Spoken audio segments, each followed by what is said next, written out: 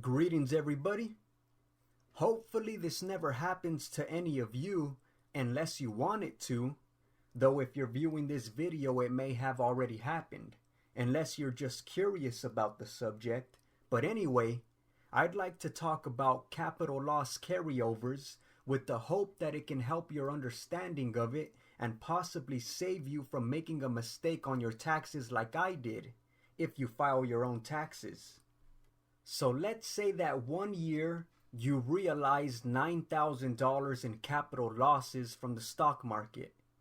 Well, according to the rules, you can only deduct $3,000 of losses per year on your taxes. So the first year is simple enough. You'll mention $9,000 as the loss, and the tax software should automatically only apply $3,000 of it.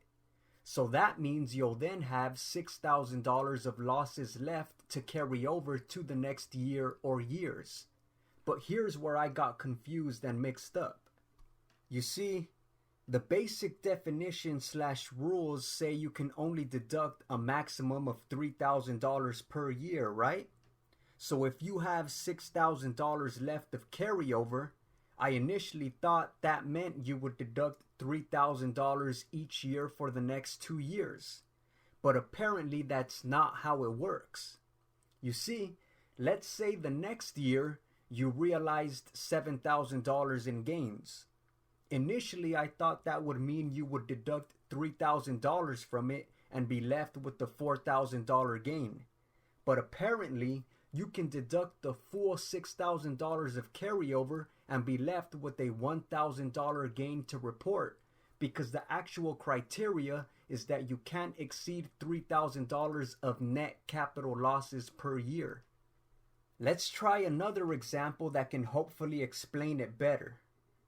Let's say someone had $5,000 of capital gains this year to report on their taxes, but they also have $10,000 of carryover losses to use. Well, if they deducted the full carryover, that would put them at a $5,000 loss for the year. But the criteria is you can only report $3,000 of losses per year.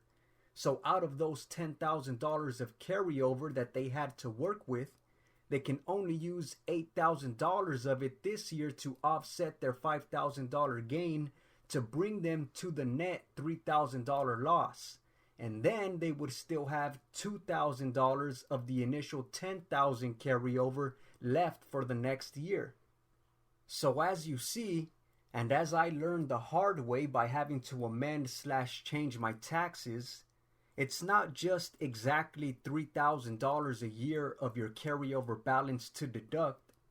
It's about getting to a net $3,000 loss when combining your carryover balances with your capital gains. Good luck, everybody.